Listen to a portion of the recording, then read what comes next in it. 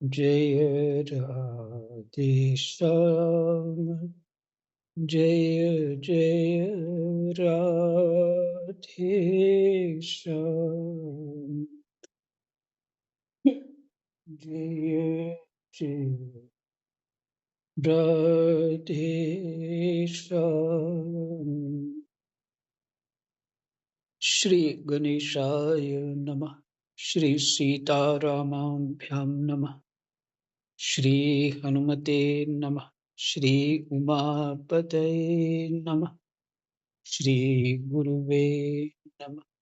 सब संतन की जय जय, जय जय सीताराम। राधे श्याम।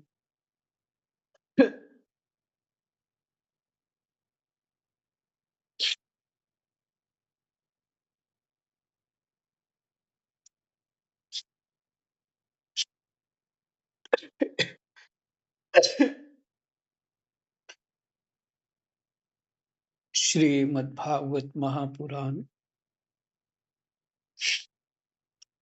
प्रथम स्कंद, नहीं, द्वितीय स्कंद और द्वितीय अध्याय।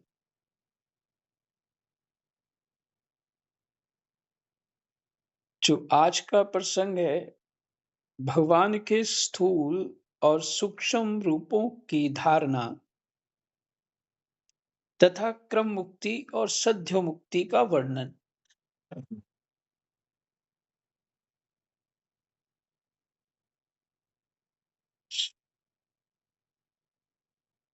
भगवान के स्थूल और सूक्ष्म रूपों की धारणा, भगवान के स्थूल रूप और सूक्ष्म रूपों की धारणा तथा क्रम मुक्ति। क्रम मुक्ति क्रम होता है, 1 नंबर, 2 नंबर, 3 नंबर, ऐसे क्रम। क्रम मुक्ति और सद्यो मुक्ति का वर्णन।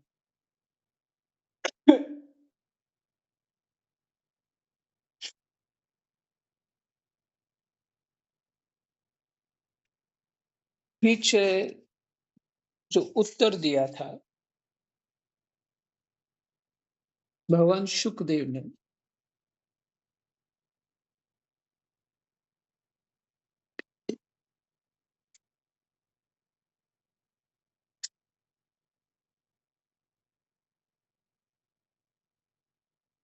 भगवान शुकदेव कहते हैं, प्रश्न था कि जीव को क्या करना चाहिए, मरणासन होने पर क्या करना चाहिए, और जीवन कैसा होना चाहिए, और क्या करना चाहिए, जीवन जीना कैसे चाहिए, और लक्ष्य क्या होना चाहिए। यही इस तरह का प्रश्न था। तो भगवान शुकदेव जी ने कहा,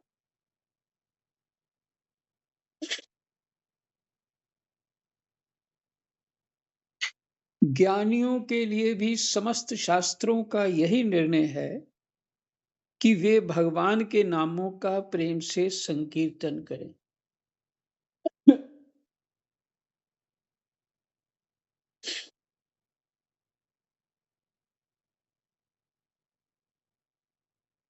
उन साधकों के लिए तथा योग संपन्न सिद्ध ज्ञानियों के लिए भी समस्त शास्त्रों का यही निर्णय है कि वे भगवान के नामों का प्रेम से संकीर्तन करें।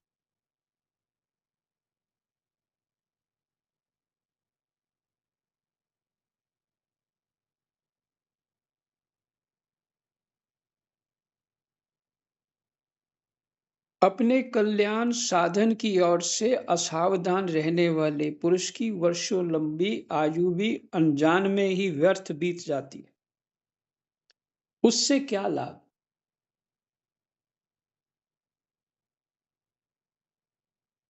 सावधानी से क्यों बीत जाती है? वही माया की मुस्कान में बीत जाती है।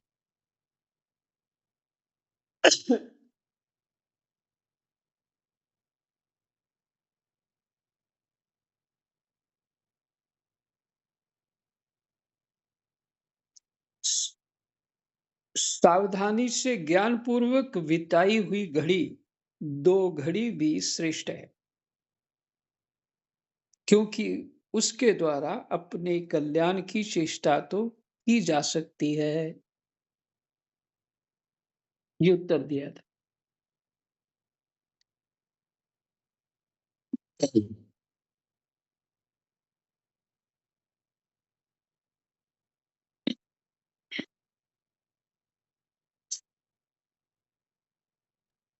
सुखदेव जी को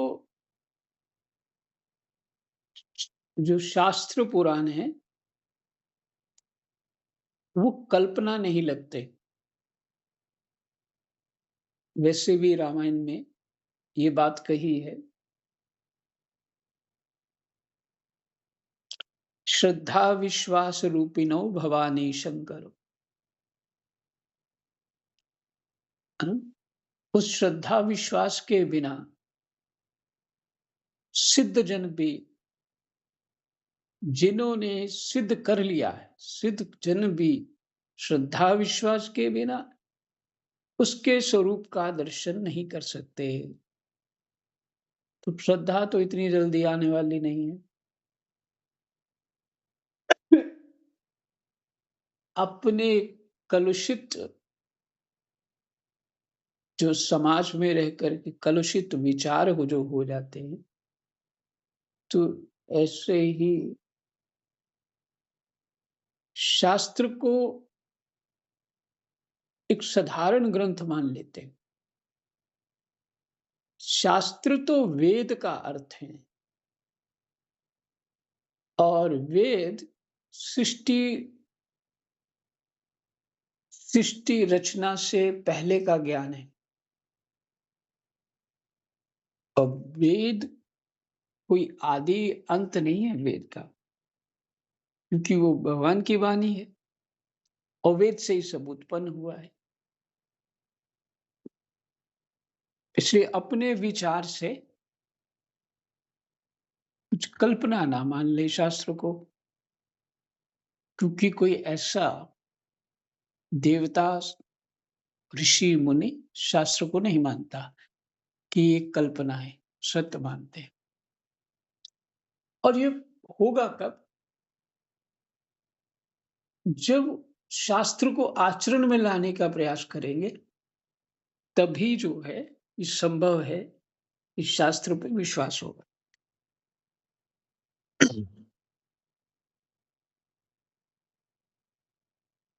शास्त्र पे विश्वास होगा तभी हमें भजन साधन पे विश्वास होगा, तभी कर पाएंगे। और शास्त्र पे विश्वास नहीं होगा और केवल अपनी रजोगुनी बुद्धि से ही कल्पना करते रहेंगे, समझने की तो संभव नहीं है।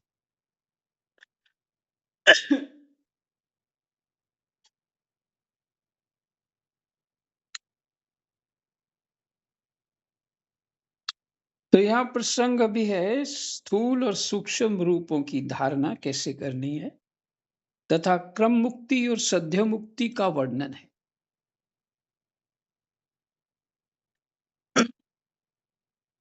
श्री सुखदेव जी कहते हैं, सृष्टि के प्रारंभ में ब्रह्मा जी ने इसी धारणा के द्वारा प्रसन्न हुए भगवान से वह सृष्टि विषयक स्मृति प्राप्त की थी।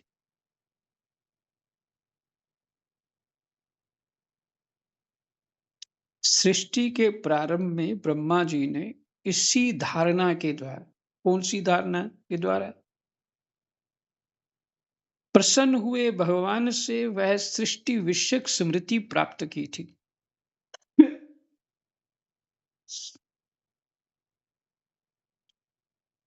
सृष्टि कैसे करनी है, ये स्मृति प्राप्त की थी, जो पहले प्रलय काल में विलुप्त हो गई थी, और जो कैसे प्राप्त हुई? धारणा के द्वारा।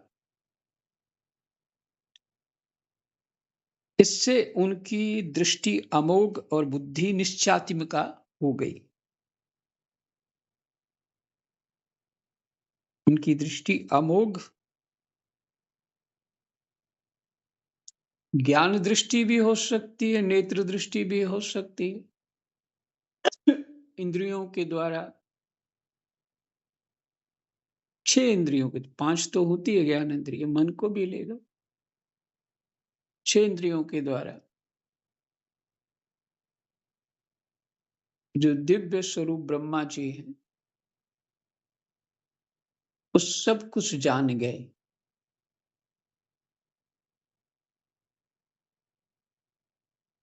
अमोघ दृष्टि, जिसको हम अमोघ शस्त्र है ये, अमोघ अस्त्र है ये, ऐसे। अमोघ दृष्टि माने कोई रुकावट नहीं, जो जानना चाहे, समझना चाहे, सब कुछ कर लें। और बुद्धि निश्चयात्मिका हो गई। बुद्धि निश्चयात्मिका होना, ये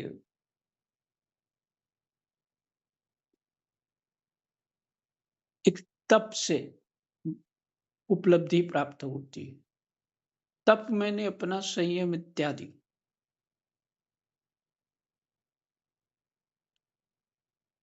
तब उन्होंने इस जगत को वैसे ही रचा जैसा कि यह प्रलय के पहले था। जो बात सहज में पहले कह चुका हूं, वही आगे लिखा हुआ मिल गया हमको।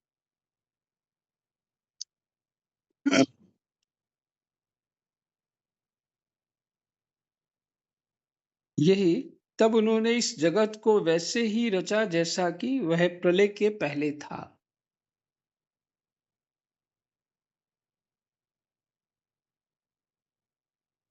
इसमें दृष्टांत आता है,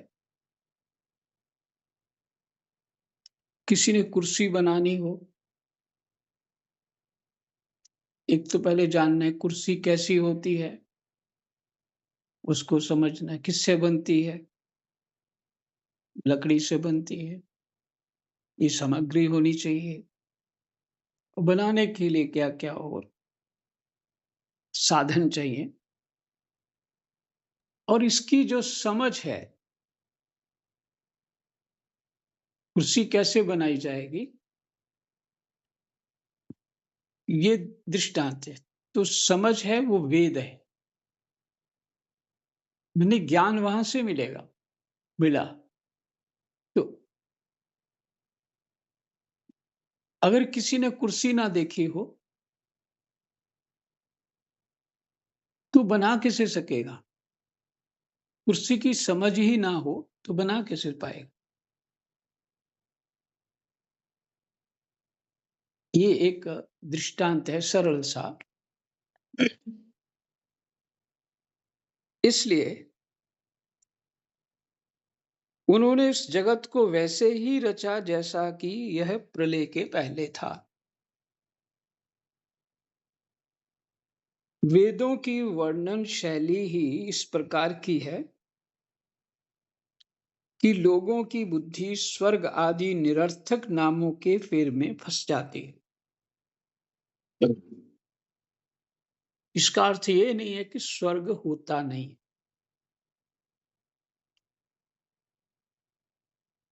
स्वर्ग आदि निरर्थक नामों में फंसती, नाम निरर्थक, नाम निरर्थ क्या है?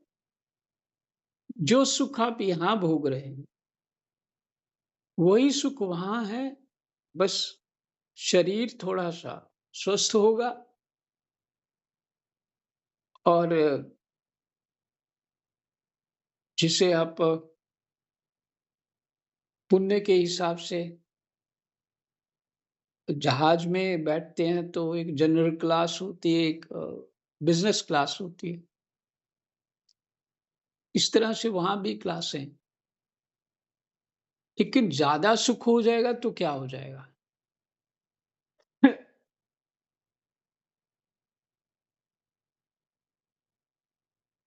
विवेक मनुष्य का ये विचार करता है कि मुझे, अगर मैं इस संसार का, पूरे संसार का राजा भी हो जाऊं, तो फिर हो क्या जाएगा? क्या मेरी तृप्ति हो जाएगी? जैसे हम प्रसाद पाते हैं, इतना पा लिया उसके बाद विश्राम जी नहीं पाना है, बस हो गया। क्या हमारी इंद्रियाँ, हमारा मन, हमारी बुद्धि उस लोभ से, उस विषयों से तृप्त हो सकती है? संभव ही नहीं है।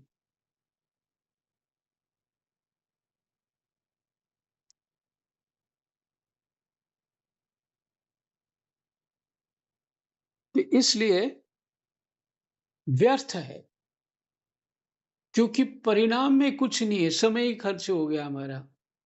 10-20 जन्म ऐसे चले गए, खाने खुजाने में ही लग गए, बस हो गया। क्या अर्थ निकला?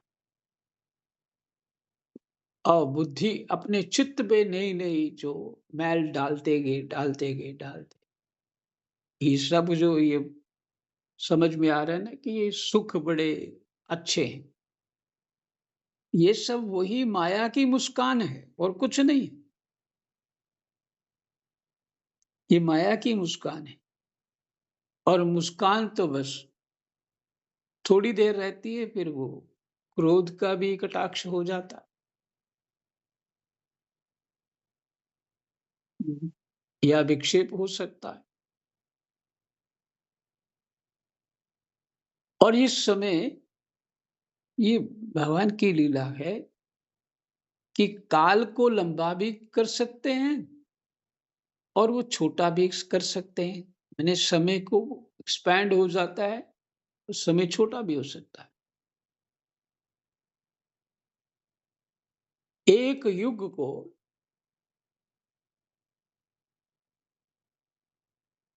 वो 1 साल में भी बिता सकते हैं और 1 साल को एक युग भी बना सकते हैं। कर्तुम अकर्तुम अन्यथा कर्तुम, यही है भगवान का ऐश्वर्य, यही है समर्थ भगवान का।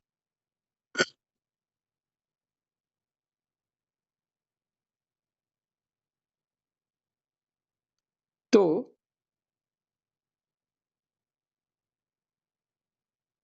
वो चित्त में नए-नए जो स्वर्ग हो या पृथ्वी हो, चित्त में नए-नए स्वाद भर लेना,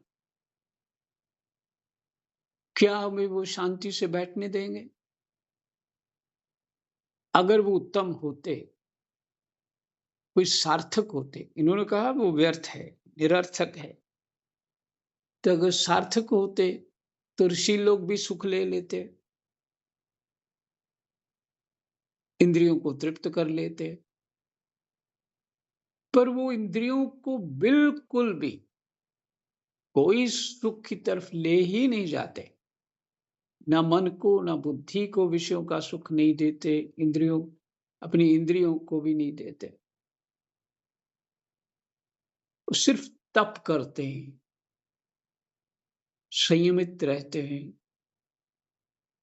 जिससे कहीं और हमारा मन, बुद्धि ना जाए।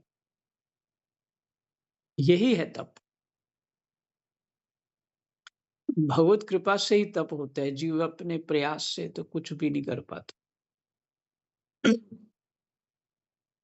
तप करने के लिए भी भगवान से प्रार्थनाएँ, भजन साधन करना पड़ता है। तो वेदों की वर्णन शैली ही इस प्रकार की है कि लोगों की बुद्धि स्वर्ग और निरर्थक नामों के फेर में फंस जाती है।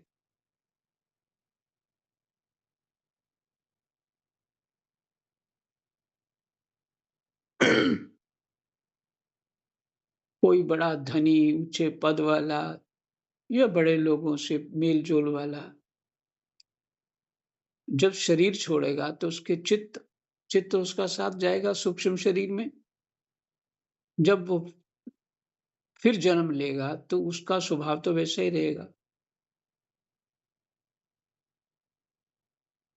तो क्या यहाँ संसार में बड़ा पद पाके, बड़ा धन पाके उसको उसका अहंकार बढ़ा के कम हुआ या नष्ट हुआ?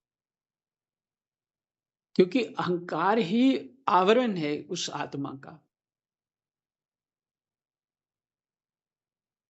अहंकार ही आवरण है और अहंकार ही माया का स्वरूप में उलझा देता है।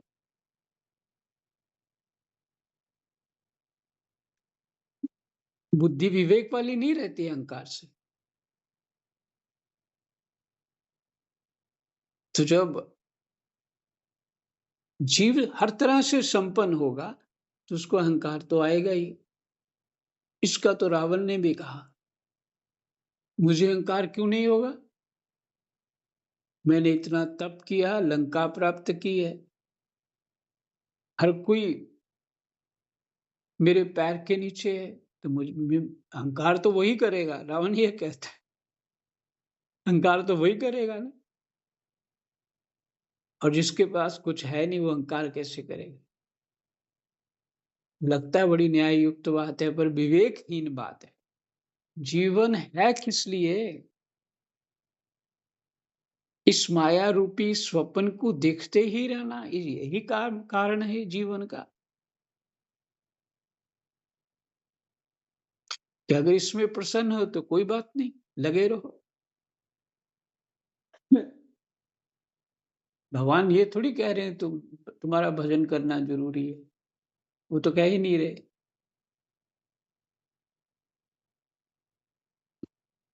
तो आप जब थक जाओगे, आप जब दुखी हो जाओगे इस जगत के सुख-दुख से, तो स्वतः ही निकलने की इच्छा होगी।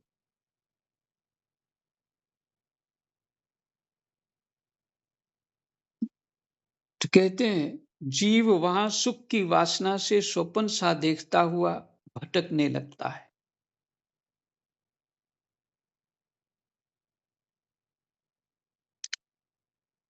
किंतु उन मायामय लोकों में कहीं भी उसे सच्चे सुख की प्राप्ति नहीं होती। मायामय लोकों में सच्चे सुख की प्राप्ति नहीं होती। राग द्वेष तो स्वर्ग में भी है।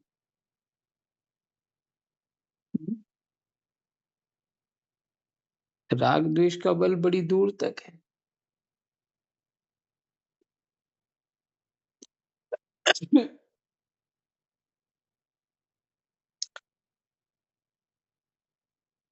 ये राग द्वेष तो वहीं छूटता है जहां परम पद है, वहीं छूटता। तो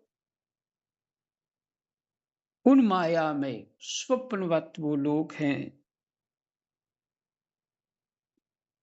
में कहीं भी उसे सच्चे सुख की प्राप्ति नहीं होती। इसलिए विद्वान पुरुष को चाहिए कि वह विविध नाम वाले पदार्थों से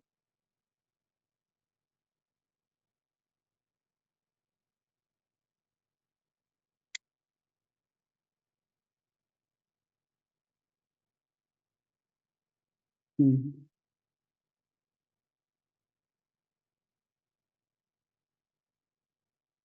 विविध नाम वाले पदार्थों से उतना ही व्यवहार करे जितना प्रयोजनीय हो। यही है संयम। जितना प्रयोजन है उतना व्यवहार करे।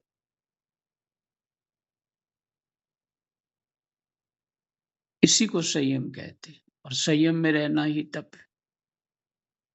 अपनी बुद्धि को उनकी निस्सारता के निश्चय से परिपूर्ण रखे। निस्तर्क रहे, निस्सारता के निश्चय से परिपूर्ण रखे कि ये निस्सार हैं, और एक क्षण के लिए भी असावधान ना हो।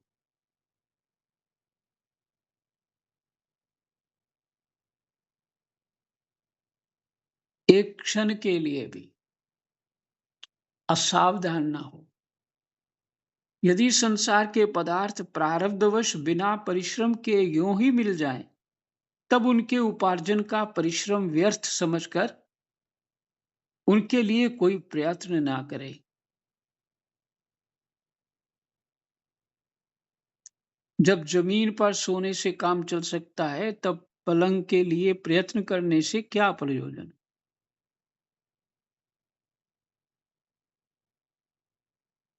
जब बुझाएँ अपने को भगवान की कृपा से स्वयं ही मिली हुई हैं, तब तकियों की क्या आवश्यकता?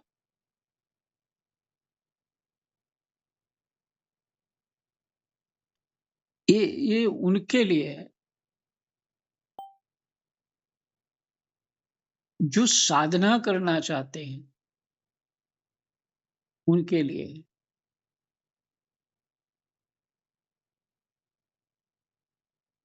और जो संसार में बढ़-चढ़ करके अपने मान-सम्मान को बढ़ाना चाहते हैं, उनको ये बात उनके लिए नहीं है। ये विवेक की बात है और भगवान की प्राप्ति के लिए बात हो रही है। ये प्रश्न है।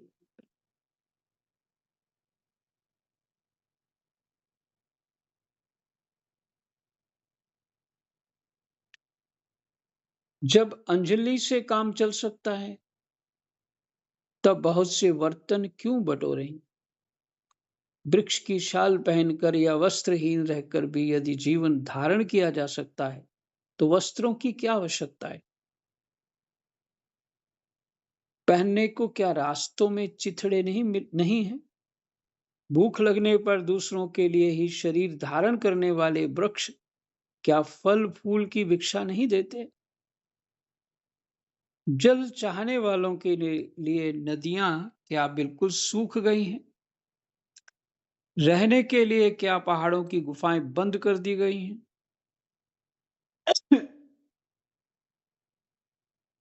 अरे भाई, सब ना सही, क्या भगवान भी अपने शरणागत गतों की रक्षा नहीं करते? ऐसी स्थिति में बुद्धिमान लोग भी धन के नशे में चूर घमंडी धनियों की चापलूसी क्यों करते हैं?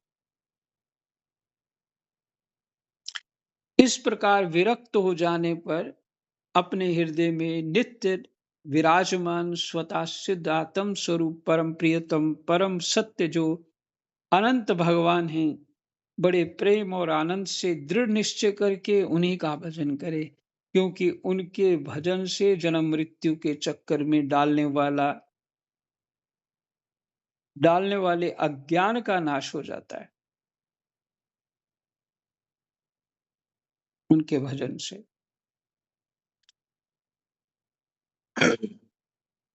तो जिनको ये पता ही नहीं मिल लगा कि जीवन किस लिए है, कोई सत्संग ही प्राप्त नहीं हुआ,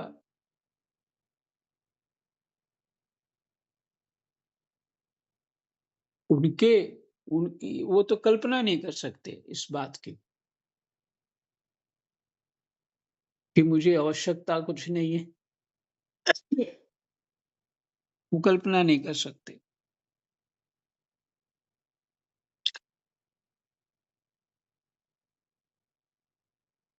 ऐसे ब्रज के भक्त ग्रंथ है, उसमें महात्मा लोग किस तरह से रहे, भजन साधन किया।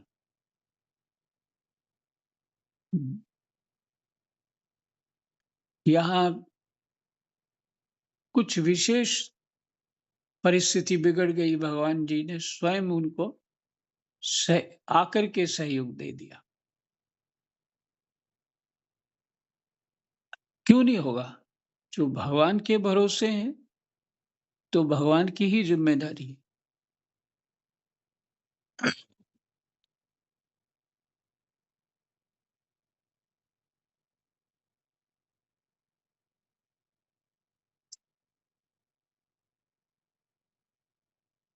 पशुओं की बात तो अलग है, परंतु मनुष्यों में भला ऐसा कौन है जो लोगों को इस संसार रूप वैतरणी नदी में गिरकर जो लोगों को इस संसार रूप वैतरणी नदी में गिरकर अपने कर्मजन्य दुखों को भोगते हुए देखकर भी भगवान का मंगलमय चिंतन नहीं करेगा। बुद्धि को अलर्ट करने वाली ये श्लोक है, सुनिए। परंतु मनुष्यों में भला ऐसा कौन है, अगर मनुष्य है अरे! बुद्धि ही ठस है उसकी, तो उसको मनुष्य थोड़ी कहेंगे।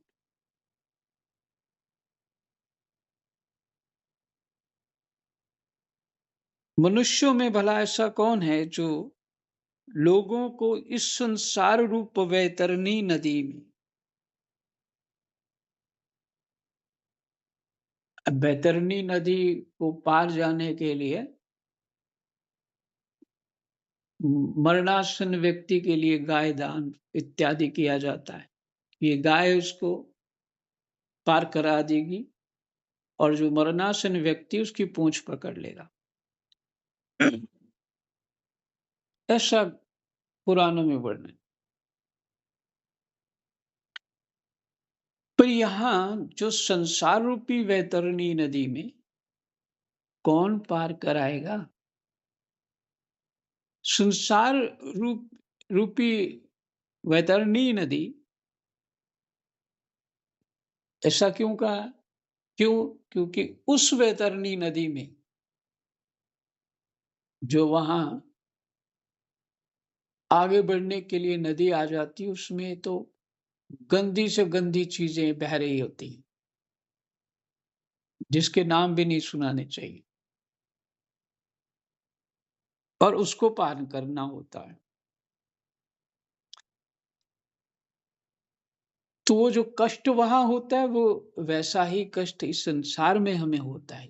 इसलिए वैतरणी नदी, और उस कष्ट को ही अपना हम सार मान बैठे,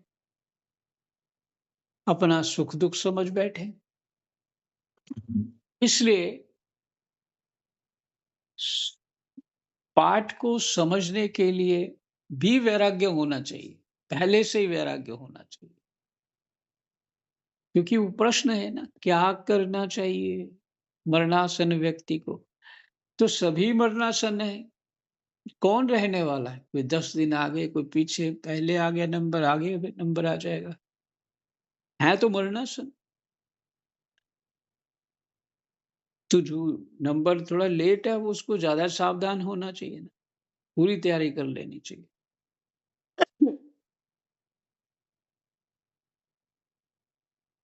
संसार रूप वैतरणी नदी में गिरकर अपने कर्मजन्य दुखों को भोगते हुए देखकर भी भगवान का मंगलमय चिंतन नहीं करेगा, ऐसा कौन मनुष्य है? इन असत विषय भोगों में ही अपने चित्त को भटकने देगा। ऐसा कौन मनुष्य हो सकता है जो विवेकवान है? असत विषयों, असत विषय भोगों में ही अपने चित्त को भटकने देगा। समय हो गया। जय जय सीताराम। राधे श्याम। कृष्णाय वासुदेवाय, हरये परमात्मने, प्रणतः क्लेशनाशाय गोविन्दाय नमः। जय जय।